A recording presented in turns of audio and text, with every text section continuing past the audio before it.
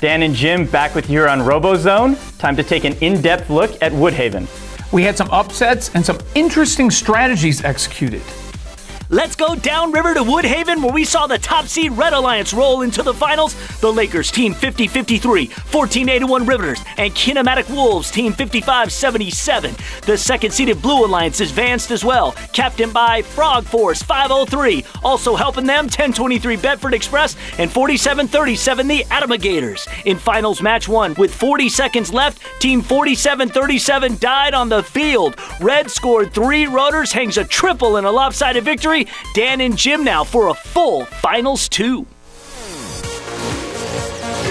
2, 1, go!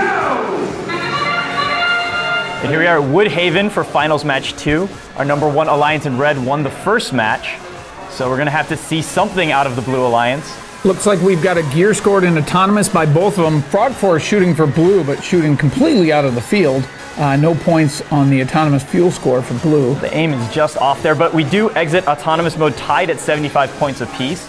Both alliances are now working on getting those gears delivered to the airship. It looks like the Red Alliance having all 3 members of their team on offense. All 3 members going down to the far end, 55-77, going around the back of the airship, trying to avoid traffic, going into the retrieval. Right, and that's really smart. You know, you don't want to get in your teammates' way. And they kind of waited for their partners to go in, get the gears, clear out, and then they took kind of the lower traffic path. Okay, looks like we've gotten the final gear for the 3rd rotor up already here for the Red Alliance. So at this point in the match, 95 seconds left. If you have 3 rotors going, are you going to make the call to go for 4? And it looks like they are. Riveter is screaming back down the field. Looks like Red is going to try to push it and see if they can go for 4. But here, let's look at the Lakers with some shots in the air. It looks like they're going to try to add a couple points of fuel to break the tiebreaker. And that's kind of interesting to me. I mean, they're up in the match.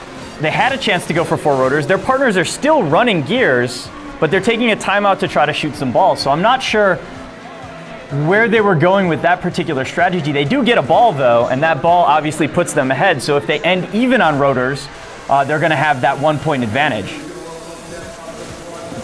So a little bit of defense by 47-37, but the Riveters, again, skating past the defense, coming back with yet another gear. Looks like this is the 9th one. It's really fast. Yeah, so that's 5, I think, on the backside. I mean, they're really close. They're 1 or 2 gears away from that 4th rotor now. But only 30 seconds remaining, so the ropes are about to drop. And we're going to see blue is behind by quite a bit. So you see 503, Frog Force is still out. Looks like they're trying to still get a gear delivered. But can they get back in time with that gear and hang? And they pause in the middle of the field. Looks like a brief communication or power interruption. You could see the light flashing in front of their driver station there, and that does mean that they have temporarily lost communication. They're moving again, but slowly. Yeah, I wonder if that's a low battery, if they're browning out a little bit there. You can see the lights on the robot dimming, but whatever it was, it delayed them enough. They did not get the gear delivered or the hang, kind of taking the risky approach there, trying to catch up. And it ends in kind of a lopsided match, 256 to 166. Our number 1 Alliance taking the win here. Yeah, and again, number 1 Alliance, that is the 2nd victory for the Lakers from Our Lady of the Lakes, a win for the Riveters, having previously been a finalist at Southfield District. If you don't cooperate with your teammates in your alliance, you're never going to get there. Whether it's cooperation between the CAD team who's designing the robot and the FAD team which is building the robot.